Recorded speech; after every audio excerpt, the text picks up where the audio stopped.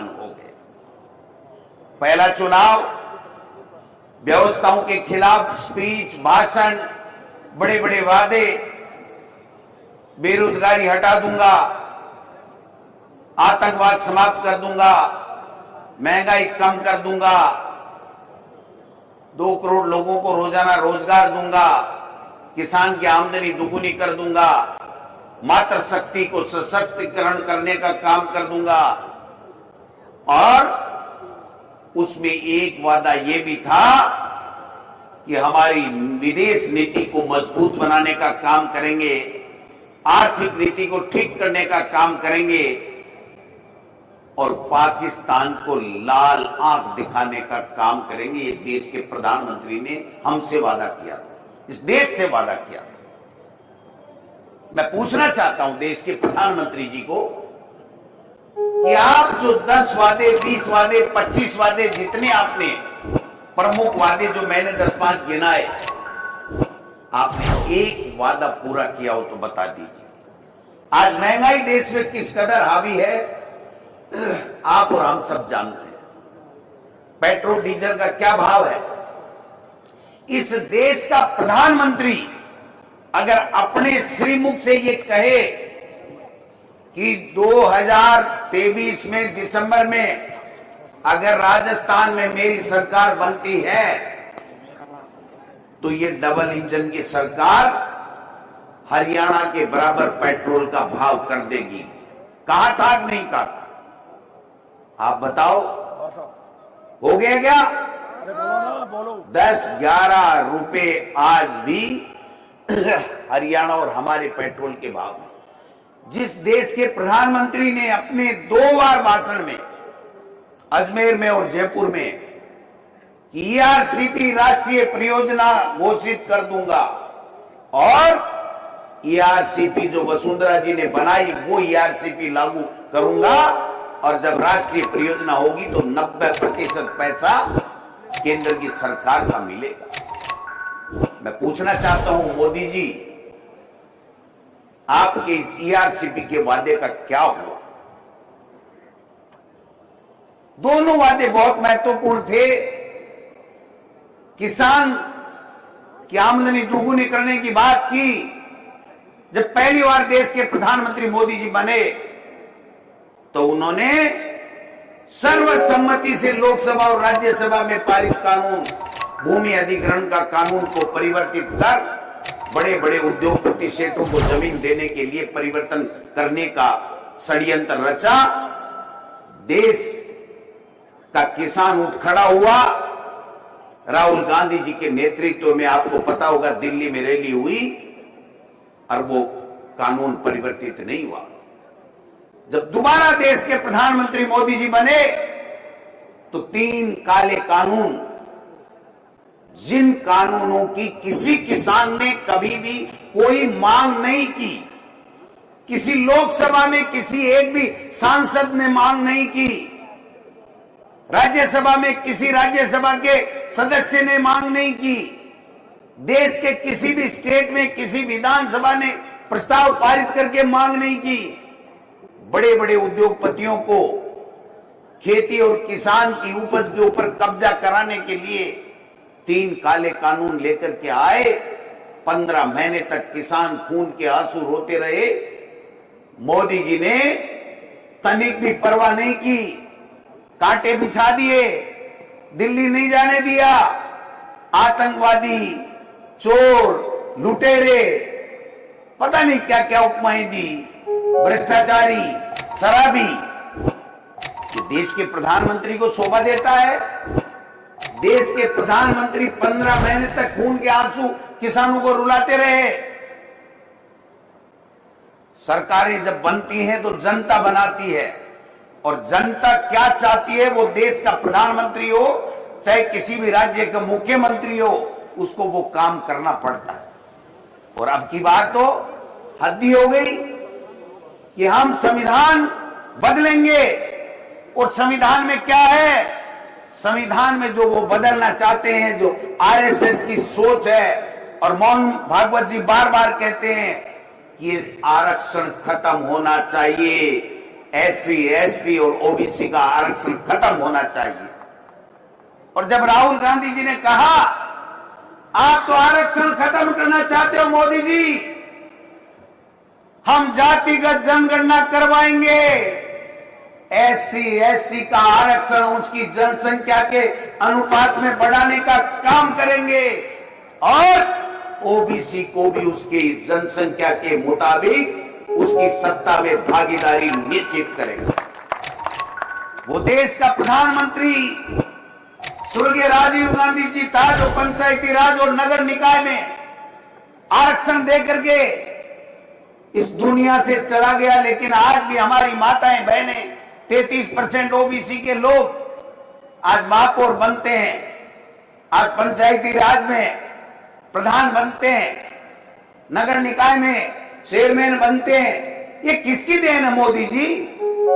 अरे आपने तो जुमला फेंका, दोनों लोकसभा और राज्यसभा में कानून पारित कराया कि हम 33% महिलाओं को आरक्षण देंगे।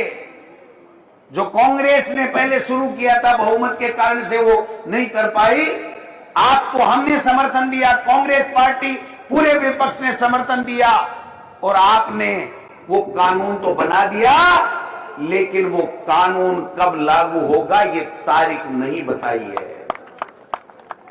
आज भी किसी को पता नहीं है कि हमारे देश में कानून बन गया, लेकिन वो कानून लागू कब होगा? ये अगर संविधान का उल्लंघन नहीं है तो और क्या है? और अपने राजस्थान के साथ में तो बड़ा जोरदार झोला किया उन्होंने। राजस्थान में जब बहुमत आ गया, इनकी झूठ में नहीं सहेगा राजस्थान, पेपर लीक, अपराध, झूठे वादे, उनके बहकाव में जब जनता आ गई और जनता ने बहुमत दे दिया। और हमारे संविधान में लिखा हुआ है कि अगर किसी भी देश में, किसी भी राज्य में अगर बहुमत जिस दल का होता है उस दल की बैठक होती है और उस दल में उसका नेता का चयन होता है, और वो नेता का जो चयन होता है वो राष्ट्रपति या राज्य में सरकार बनती है, तो वो राज्यपाल को जाकर के कहता है कि मेरे दल ने मुझे नेता चुना है और मेरा बहुमत है, इसलिए आप मुझे शपथ दिलाइए, मैं इस प्रदेश का मुख्यमंत्री बनना चाहता हूं।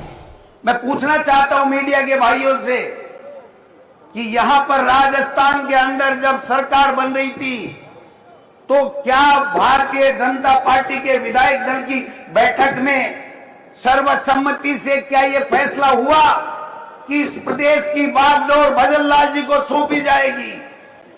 क्या देश के प्रधानमंत्री ने, भारतीय जनता पार्टी ने कभी किसी मीटिंग में राजस्थान में चुनाव में ये कहा कि भजनलाल जी के नेतृत्व में यहां पर भारतीय जनता पार्टी की सरकार बहुमत आने पे बनेगी? नहीं। एक पर्ची आई, खुल जा सिम सिम, अली बाबा 40 चोर। वो अली बाबा 40 चोरी है ना पिक्चर, और उसमें हुआ खुल जा सिम सिम, और वो कोड बोलते ही वो दरवाजा खुल गया और चोरी करने के लिए चोर घुस गए। उसी प्रकार से राजनाथ सिंह जी ने खुल जा सिम सिम की खुल जा पर्ची और वसुंधरा जी को पकड़ाई, और वही वसुंधरा जी जो सपने देख रही थी कि मैं तो तीसरी बार मुख्यमंत्री बनूंगी, और मजबूरी के कारण चेहरे की हवाइयां उड़ गई, लेकिन उनको बोलना पड़ा कि भजनलाल जी को मुख्यमंत्री नियुक्त करने का फरमान आया है। मैं आपको दावे के साथ कहता हूं, मीडिया के बंधु इस बात के साक्षी हैं, जब भजनलाल जी का नाम बोला गया तो एक भी एमएलए ने ताली नहीं बजाई, भारतीय जनता पार्टी के एमएलए। अब हम तो कहां से बजाते, अंदर थे ही नहीं। फिर कांग्रेस वाले क्यों बजाते? हम तो सदमे में थे, भाई राज चला गया, इतना अच्छा काम किया लेकिन फिर भी राज चला गया। उसके बाद में राजनाथ सिंह को कहना पड़ा कि भाई ये सपना नहीं है, ये केंद्र का पप्पट यही बैठेगा राजस्थान में। और वो पपेट बैठा करके चले गए। आज पूरे राजस्थान में क्या हो रहा है? पंचायत चुनाव नहीं, नगर निकाय के चुनाव नहीं, पीने को पानी नहीं, बिजली नहीं, अपराधी बेलगाम, कानून व्यवस्था नाम की कोई चीज नहीं, बजरी माफिया हावी, आए दिन हत्याएं हो रही हैं, आए दिन लोगों को पीटा जा रहा है, मारा जा रहा है, कुचला जा रहा है। कोई सुनने वाला नहीं है प्रदेश में। भाई साहब तो 3 टाइम लेवे राशन और मस्त। क्या तमाशा हो गया? हेलीकॉप्टर लिया, भ्रमण को निकल गए, अपने आप को भागीरथ कहलवा रहे हैं, नाम चेंज कर रहे हैं, राम सेतु जल योजना, पता नहीं क्या क्या, नर्मदा योजना। मैं पूछना चाहता हूं मुख्यमंत्री जी, आपका 1.5 साल में एक काम बता दो जिससे बेरोजगारी दूर हुई हो, जिससे महंगाई कम हुई हो, जिससे नौजवानों को कोई नई आस जगी हो, जिससे हमारी मातृशक्ति मजबूत हुई हो, जिससे अपराधियों में भय हुआ हो। आपके कहने से आपके मंत्रिमंडल में जो समीक्षा बैठक होती है विभागों की, उस विभाग का मंत्री नहीं आता। आपकी बैठक में ब्यूरोक्रेसी के साथ में जब बैठक मुख्यमंत्री जी करते हैं तो उनका सीएस उनकी बैठक में नहीं आता, और जब सर्वदलीय बैठक बुलाई जाती है तो मुख्यमंत्री जी अपने प्रदेश अध्यक्ष को नहीं बुलाते। क्या तमाशा लगा रखा है? और आज तो हद ही हो गई। 2 दिन से सुन रहे हो किरोड़ी लाल जी, मैं धन्यवाद दूंगा किरोड़ी लाल जी को, थोड़ा दब तो गए लेकिन फिर भी कभी कभी खुर्दा कर देते हैं। उन्होंने कहा 8 करोड़ की बिशनपुर में बजरी चोरी हो रही है प्रतिदिन, और उसका इशारा चोरी करने वालों में कोटा की तरफ अंगुली करके बताते। कर लिया क्या? कुछ नहीं कर पाए। किरोड़ी जी का मुंह बंद कर दिया। अब के साथ गणेश जी को धोखोगे नहीं तो गणेश जी तो अपना असर दिखाएगा। अब उनको मंत्री तो फाड़ छाड़ के पांख कहीं, हाथ कहीं, सिर कहीं, मुंडी कहीं, पता नहीं क्या कर दिया। वो कह रहे 12 महीने तो कहते रहे मेरे विभाग ही समझ में नहीं आ रहा मुझे दिया क्या। पूरे सत्र में अगर कोई कैबिनेट मंत्री एक दिन विधानसभा में नहीं जाए और उसकी बजट की मांगे उसकी पारित की जा रही हो, ऐसा हमने तो राजस्थान हिंदुस्तान में कहीं प्रजातंत्र में नहीं देखा। ये संविधान का उल्लंघन नहीं है तो क्या है? कल परसों कह रहे हैं खाद नकली, तो भाई साहब अब माने गाड़ी से ठाको भी तो जिम्मेदारी बना है। गोविंद डोटासरा को, अशोक गहलोत को, कांग्रेस पार्टी को, सबको गाड़ी निकाल के टॉन्सिल हो गए इनके। टॉन्सिल समझते हो ना? टॉन्सिल हो गए। क्या कर लिया? मगरमच्छ। मैंने विधानसभा में जूली साहब के सामने कहा था, मैंने कहा मुख्यमंत्री जी आप मगरमच्छ करते रहो, आप ये जो लिख के दे रहे हैं भाषण तो पढ़ना बंद करो, और अगर आप में हिम्मत है तो चोरों को पकड़ो, सलाखों में दो। ऐसा नहीं हो कि खा के आप मगरमच्छ हो जाओ और आने वाले समय में जेलों में हमें गेट चौड़े कराने पड़े आपके लिए। ऐसा नहीं हो जाएगा। तब जाके मगरमच्छ का पन्ना बंद किया है। क्या तमाशा बना रखा है? परिषी मन की बात आई, पंचायत चुनाव की बात आई, 2 हारे हुए लोगों को बना दिया प्रभारी, राजेंद्र सिंह जी राठौड़ साहब और अरुण चतुर्वेदी। इस पंचायत को तोड़ दो, इसको तोड़ दो, नगर पालिका को तोड़ दो, शहर बड़ा कर दो, शहर छोटा कर दो। राजस्थान की विधानसभा में जिसके हस्ताक्षर होते नहीं है और ब्यूरोक्रेसी को और सीएमओ में लिख के भेज रहे, इस पंचायत का कुंडा कर दो, इस पंचायत को लंबा कर दो, इसको ओछा कर दो। शर्म आनी चाहिए। यही तो संविधान का उल्लंघन है। 73वें और 74वें संविधान संशोधन में साफ लिखा हुआ है कि 5 साल के अंदर आपको परिसीमन कर लो, चाहे कुछ भी कर लो, 5 साल के अंदर अंदर दोबारा 5 साल होते ही दोबारा आपको नगर निकाय और पंचायती राज की संस्थाएं के चुनाव कराने अनिवार्य होंगे। केवल कोरोना में नहीं हुआ तो सुप्रीम कोर्ट ने अनुमति दी। ये तो कोर्ट की भी नहीं मान रहे। सुप्रीम कोर्ट का फैसला है कि आप परिसीमन के नाम से चुनाव नहीं टाल सकते। अभी राखी जी कह रही थी हमारे कांग्रेस के वार्डों को बड़ा कर रहे हैं, अपने में छेड़छाड़ नहीं कर रहे हैं, ये नहीं कर रहे हैं, वो नहीं कर रहे हैं। मैं कहना चाहता हूं यही तो हमारे संविधान बचाओ रैली का मेन मकसद है कि इनके काले कारनामों को उजागर करो, जनता में जाओ और जनता को कहो कि इनको पटकनी देने का समय आ गया है, बहुत दिन हो गए।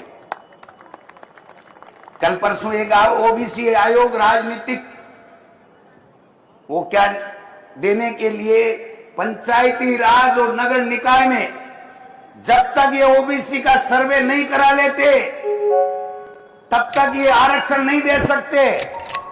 ये 1.5 साल से मुख्यमंत्री जी वो फाइल लिए बैठे हैं। कल परसों जाकर के 2-3 बीजेपी के लोगों का और एक कोई न्यायाधीश जिला डिस्ट्रिक्ट जज से सेवानिवृत्त है उसको बनाया। अब कर देंगे 2 महीने के अंदर, 1 महीने के अंदर पूरी ओबीसी की गणना कर देंगे।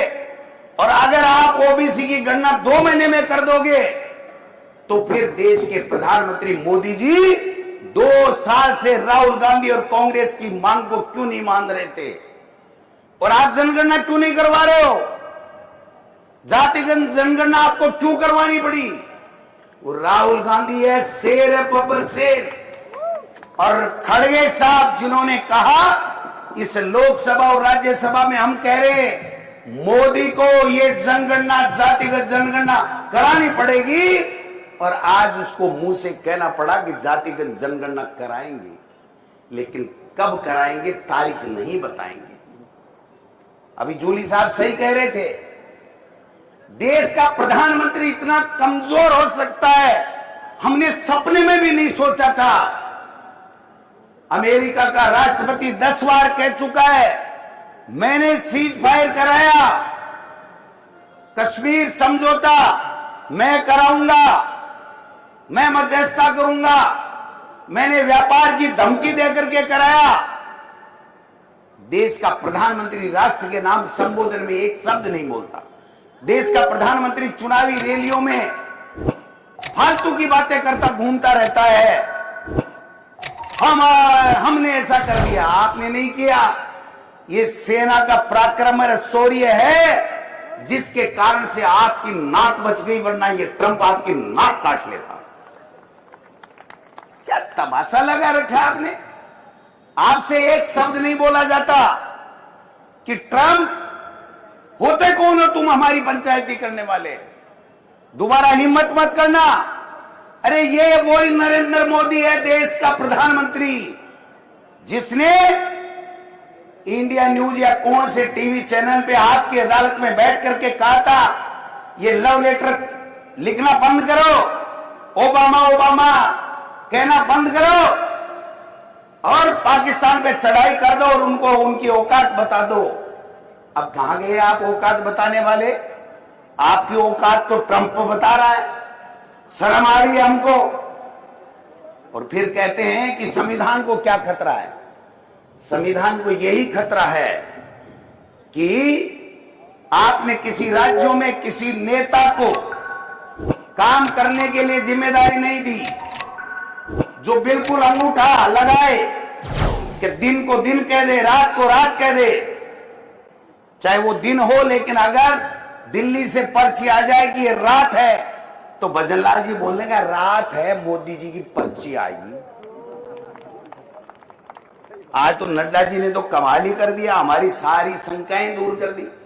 हमको ये लग रहा था कि हम कहते तो हैं लेकिन ऐसे ही है, मुख्यमंत्री तो मुख्यमंत्री होता है, लेकिन उन्होंने आज बहुत साफ और स्पष्ट कह दिया कि ये भजनलाल जी को मत मानो, मुख्यमंत्री मानने की जरूरत नहीं है, इसको तो यूं ही बैठा दिया। हमारी विचारधारा यहां पर राजस्थान में सरकार चला रही है।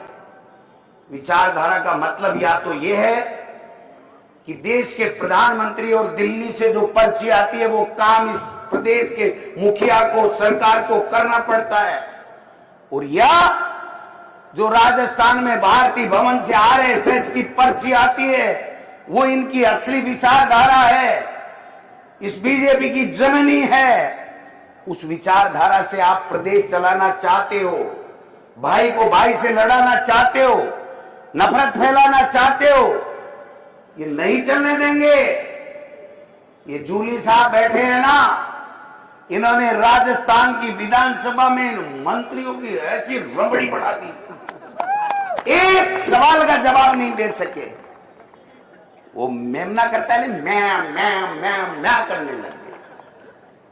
मुख्यमंत्री आया, एक दिन भाषण दिया, मैं तो आश्चर्यचकित रह गया। मुख्यमंत्री मेरे से इतना प्रेम करता है, मुझे खुद को ही पता नहीं था।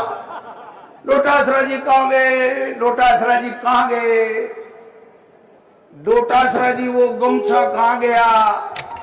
मैं क्यों भाई, एक आखिरी में 2 दिन पहले जे राहुल जी, प्रियंका जी, गोविंद डोटासरा गमछोटे घूम जातो ना तो लोकसभा अध्यक्ष दूसरों ही ढूंढना पड़तो था, है कि नहीं। तो डोटासरा जी इत तो याद ही लिए करे भाई जी, क्या का मोरना ढीला कर रखा है, इनको ऐसा कर रखा है, एक काम ढंग से नहीं कर सकते। एक मंत्री की औकात नहीं है कि वो एक काम अधिकारियों से, अपने विभाग के अधिकारियों से करा ले। एक एमएलए की हिम्मत नहीं है कि वो जाकर के मुख्यमंत्री से कोई काम करा ले। मुख्यमंत्री के पास जाते हैं तो कहते हैं चाय पियो, सुना है मैंने, तो मैं नहीं गया। लस्सी पी लो, चाय पी लो, रबड़ी खा लो, रसमलाई खा लो, दही बड़ा खा लो। बेटी का बाप मुख्यमंत्री है, काई और क्यों है। इतो सामान्य क्या टराक है, जनता ने आपको मुख्यमंत्री इसलिए बनाया जनता के काम करो, काम नहीं हो रहे। 1 जनवरी को आईपीएस आईएएस का प्रमोशन हुआ था, कर दिया गया ट्रांसफर। एक भी बता दो, जिम्मू पातल करूं आप पर्ची उड़ी के पहली। और मैं आपको कह के जा रहा हूं, कोटा में ज्यादा समय हो गया, लंबी बात नहीं करूंगा, आखिरी में 1 मिनट लूंगा। मैं लिख के दे रहा हूं, जल्दी से जल्दी इस राजस्थान में पर्चियां बदलेंगी, पर्चियां बदलेंगी, पर्चियां बदलेंगी। मैं पूछ रहा था कि मान लो भाई लो आईजी साहब बैठे ही है, गए हो मेरे से, जूली साहब से, एमएलए साहब से बहुत प्रेम करता है बेचारा। रो धो के 10 बजे 10:30 बजे एक एफआईआर लॉन्च कराई, और हुआ क्या, ये हुआ क्या, ये जब हमारे पास फोन आया कि साहब हम मिलना चाहते हैं, सीआईडी सीबी से हैं, मैंने कहा गोविंद डोटासरा और टीकाराम जूली तो तुम्हारे दरवाजे पे आ रहे हैं, तुम्हारे में हिम्मत है, अगर हमने कोई जुर्म किया है तो गिरफ्तार करके बताओ, नानी याद आ जाएगी, नानी याद आ जाएगी। ये राजस्थान है भाई साहब, ये गुजरात नहीं है जो थोते भाषण दे दे करके जनता को डरा के, ईडी, इनकम टैक्स, सीबीआई से डरा करके आप कुशासन की पराकाष्ठा पार कर रहे हो। ये राजस्थान है, यहां के हम राहुल गांधी के बब्बर शेर हैं, न ईडी से डरते हैं, न इनकम टैक्स से डरते हैं, और किसी से नहीं डरते हैं। और अब तो हमारे पास में पहला गुंजल जैसा योद्धा भी आ गया जो ललकारने की हिम्मत रखता है। ये कोटा है, मैं कोटा के लोगों को सैल्यूट करता हूं, प्रणाम करता हूं। आपने वो जलवा दिखा दिया, और आज की ये मीटिंग, आज की ये रैली, आज की ये सभा इस राजस्थान सरकार के पसीने ला देगी, ये मैं कहना चाहता हूं। कहते थे अंग्रेजी स्कूलें बंद करेंगे, तुम्हारे काका जी का राज है, अंग्रेजी स्कूलें बंद करोगे। गरीब का बेटा नहीं पढ़ना चाहिए। 10वीं का रिजल्ट आया, top English Mahatma Gandhi English medium में गरीब के बेटे और बेटियों ने किया, चाहे वो कोटा हो, बाड़मेर हो, बांसवाड़ा हो, दलित आदिवासी की बेटे और बेटियों ने टॉप किया। और आप इसको बंद करना चाहते हो? बंद करके तो बताओ कैसे करते हो बंद? हमारे सीने में गोली चला के बंद कर सकते हो, ऐसे बंद नहीं कर सकते तुम। आपने चिरंजीवी स्वास्थ्य बीमा योजना का क्या कबाड़ा कर रखा है, पैसे नहीं मिलते, भ्रष्टाचार हो रहा है, आए दिन अफसर सरकार चला रहे, नेता मैं बीजेपी के करते घूम रहे। अरे तुमसे ज्यादा तो हमारी चलती है, बीजेपी के मंत्रियों से ज्यादा तो टीकाराम जूली, गोविंद डोटासरा की चलती है। पता लगा लेना कभी भी। एक कार्यकर्ता को वहां पर सीकर में काले झंडे दिखाने पे पुलिस ने हिमाकत की थी, सारी की सारी कांग्रेस जाकर के डीजी के बैठ गई और डीजी को कहना पड़ा कि हमारे अधिकारियों से गलती हुई है, ज्यादती नहीं होगी। और उसके बाद में हम वहां से उठ करके आए थे। इसलिए मैं कोटा में भी आपको कहना चाहता हूं, किसी से डरने की आवश्यकता नहीं है। ये जीवन बार बार नहीं मिलता है, मरने से डरने की जरूरत नहीं है। जेल में पंडित जवाहरलाल नेहरू जो करोड़पति अरबपति थे, विदेश से कपड़े धुल करके आते थे, वो 9 साल तक जेल में रहा इस देश की आजादी के लिए। हम तो चीज ही क्या है साहब, जेल में रहे संविधान को बचाने के लिए। इनके अन्याय का मुकाबला करते हुए अगर हम शहीद भी हो जाए तो चिंता करने की आवश्यकता नहीं है, हमारा नाम अमर हो जाएगा। इसलिए आपको कहीं किसी को घबराने की आवश्यकता नहीं है। आप एक सीटी करना, एक टेलीफोन की घंटी बजेगी, राजस्थान का तमाम कांग्रेस के लोग, कोटा हो, बूंदी हो, झालावाड़ हो, जहां आप कहोगे आ जाएंगे। ये नहीं कर रहे थे, वासुदेव देवनानी जी लिए बैठे थे, कुंडली मारे बैठे थे, कमललाल मीणा जी 25-27 मुग्ध में, और 15 दिन बाद में, 20 दिन 25 दिन बाद में भी करना पड़ा। जेल में भी गए, विधायकी भी गई। और मैं कह के जा रहा हूं, जब चुनाव होंगे कांग्रेस पार्टी वहां से चुनाव जीतेगी, ये मैं कहना चाहता हूं। इसलिए गुड्डू भाई, आपने जो दमखम दिखाया, जो नौजवानों ने, युवाओं ने, ये जो दमखम है ना, ये बेकार नहीं जाएगा। आने वाले समय में पंचायती राज, नगर निकाय के चुनाव में कांग्रेस अपना परचम लहराएगी। 2028 में दोबारा राजस्थान में कांग्रेस की सरकार बनेगी और 2029 में मोदी जी की विदाई 100% होकर के रहेगी। ये मैं आपको निवेदन करना चाहता हूं। आप सब आए, आपको बहुत बहुत धन्यवाद। हमने समय बहुत ले लिया। एक बात कहते हुए समाप्त करता हूं, एक आधी सेकंड, 1 सेकंड, 20 सेकंड। भाई इनके दोनों के, जूली जी के और प्रहलाद गुंजल के भाषण देने के बाद में कोई बोल सकता है क्या? फिर भी मैंने हिम्मत की है, मेरे लिए तालियां बजाओ एक बार। बहुत बहुत धन्यवाद। जय हिंद, जय भारत। वो सब 10-12 जनों को जो इंदिरा जी बुला लो। ना बोलो।